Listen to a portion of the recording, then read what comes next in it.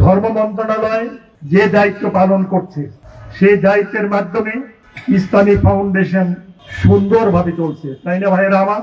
তবে অতীতে যারা উশৃঙ্খলতা করেছে, অন্যায় করেছে, অপরাধ করেছে, জুলুম করেছে, অবিচার করেছে, তাদের সম্পর্কে ব্যবস্থা অবশ্যই নিতে হবে। এখনো যারা আছে আস্তে আস্তে ব্যবস্থা করতে হবে।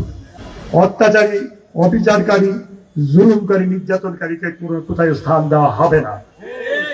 যারা ইসলামের নাম দিয়ে ধর্মে ব্যবসা করতে চায় তাদেরকেও জায়গা দেওয়া হবে না। আপনাদের কাছে আমি অনুরোধ রাখতে চাই, আপনারা এবং আমি সহ আমরা যেন আল্লাহর হুকুম অনুযায়ী চলি। আমরা কোরআনকে বুঝতে হবে, কোরআনকে আল্লাহ পাক কোরআনে কি বলেছেন তা জানতে হবে।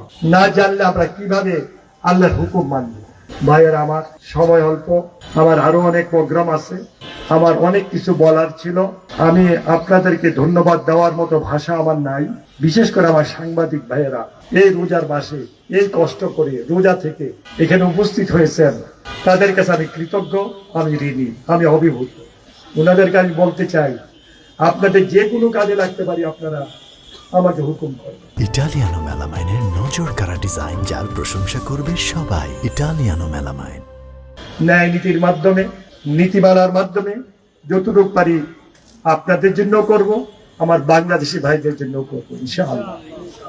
আমি আশা করি এই বছর ইসলামী বইমেলা অত্যন্ত সার্থক ও সাফল্যমণ্ডিত হবে। বই পাঠক, বই বিক্রেতা ও প্রকাশকদের পদচারণায় বইমেলা প্রাঙ্গণ মুখরিত হবে।